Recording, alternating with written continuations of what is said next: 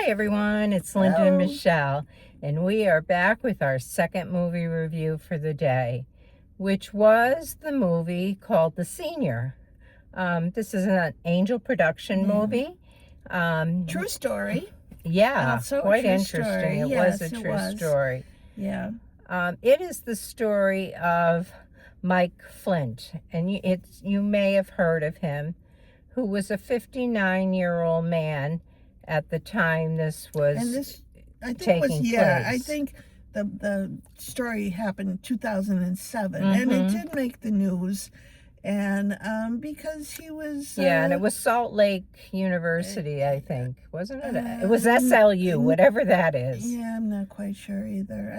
I'm not quite sure what. Maybe it was St. Louis. I don't know. SLU. I was thinking it was Tennessee, but I could be way off. But yes, he went to college there in 1971 and was on the football team. And in his senior year, he had anger issues and some big anger issues, especially. I mean, and he would knock fight him dead with kind of people. anger. And he got thrown out of school. Yeah.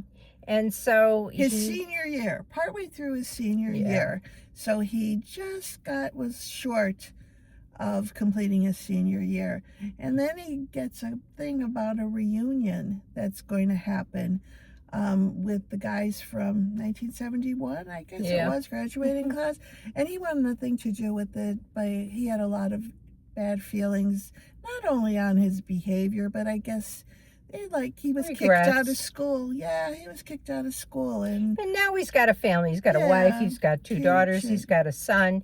He's got his own life. He's living, and his wife kind of tries to encourage him to go back to school, kind of make amends and feel better about the whole situation that occurred 37 years ago. I think it was. And he gets back there and realizes that he is still eligible to play football for one more year for his senior year. Because he didn't complete his senior year. So he enrolls in college to finish his college credits and goes to join the team. Now, there's a whole story about before he gets admitted to be part of the team, before they accept him as a player.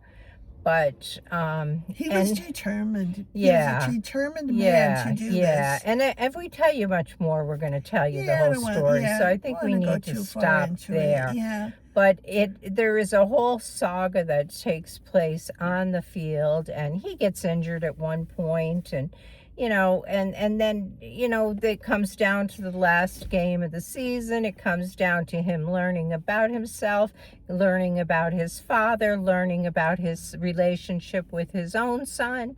And a lot of revelations take place in this movie. So, it depends if you like this kind of thing or not. It was an interesting story, and it was a true story, and an amazing story in so many ways. This man running around the field, 59-year-old, with all these 18-year-olds plowing into him, and oh my God, I was on the edge thinking, this poor man I knew he wasn't gonna be. I didn't know that. I thought at the beginning they kind of told that he was telling his story at the very beginning of the story.